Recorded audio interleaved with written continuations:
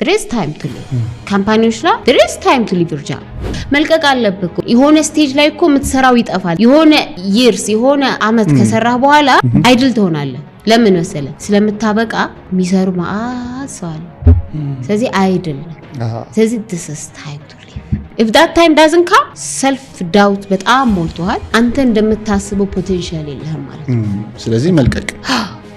አለብህ ወይ ከዚህ ሲወጣ ስራ አገኛለሁ አላልከኝ ሰራው ምትልህ ማለት እኮ ነው